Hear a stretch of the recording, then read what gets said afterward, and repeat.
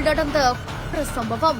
சாமி சன்னதியிலேயே பறிபோன 2 உயிர்கள்.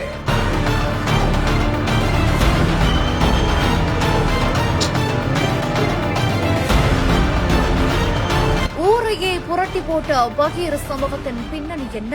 தேவதானம் வில்லேஜ்ல அந்த டெம்பிள்ல 2 வாட்ச்மேன் செய்திருக்காங்க. அது சம்பந்தமா இப்போ கேமரா எல்லாம் கொஞ்சம் டெம்பிள்குள்ள இருக்கு. அதெல்லாம் இப்போ அனலைஸ் பண்ணிட்டு இருக்கிறோம். கேமரா சிலதை உடைச்சிருக்கிறாங்க, சிலதை உடைக்காம இருக்கு. அது எல்லாத்தையும் இப்போ அனலைஸ் பண்ணிட்டு சம்பந்தப்பட்ட குற்றவாளிகளை கண்டுபிடிச்சிருக்கு. கோவிலில் குவிந்த போலீஸ் படை.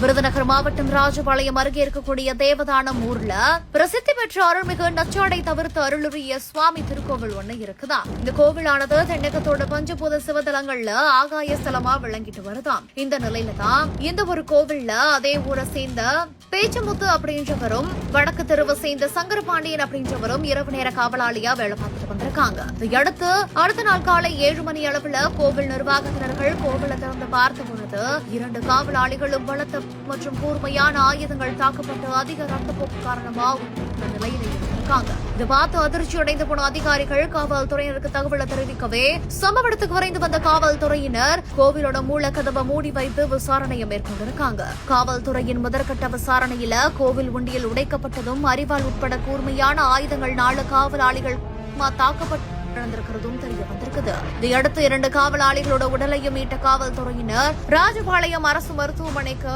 பிரேத பரிசோதனைக்காக அனுப்பி வைத்து விசாரணையை மேற்கொண்டு வராங்க.